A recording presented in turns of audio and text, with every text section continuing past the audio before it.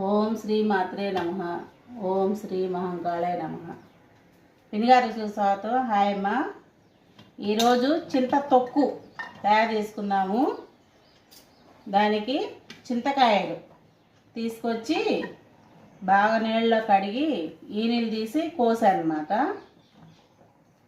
దానికి కావాల్సిన పదార్థాలు చింతకాయలు, ఉప్పు, పసుపు, ఇంతే ఇప్పుడు కావాల్సింది.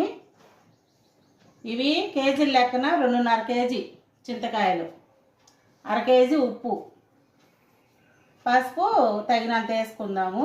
దీనికి కొలత ఏం లేదు, మీకు గ్లాస్ కొలతల్లో చెప్తాను నేను. కేజీల లెక్క అయితే 2.5 కేజీ చింతకాయలు, 1/2 కేజీ ఉప్పు.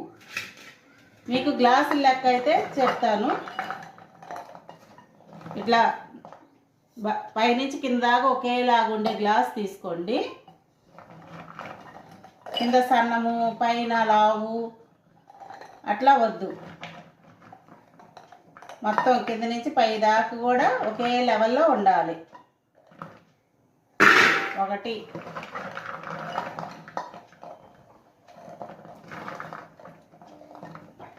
3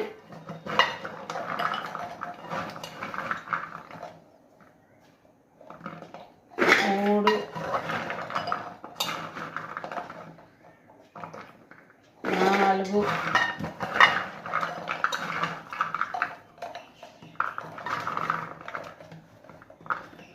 5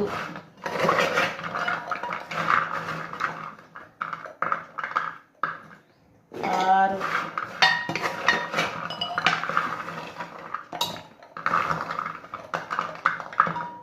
7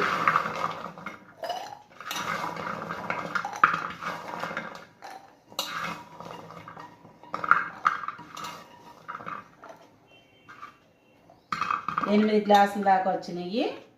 8 గ్లాసులు. 8 గ్లాసులకి ఉప్పు ఎంత పోసుకోవాలో చూద్దాము.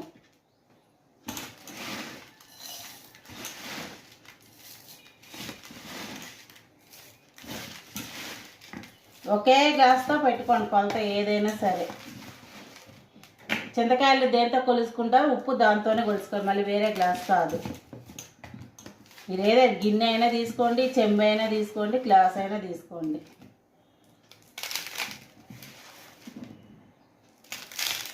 ఒక గ్లాసు ఫుల్గా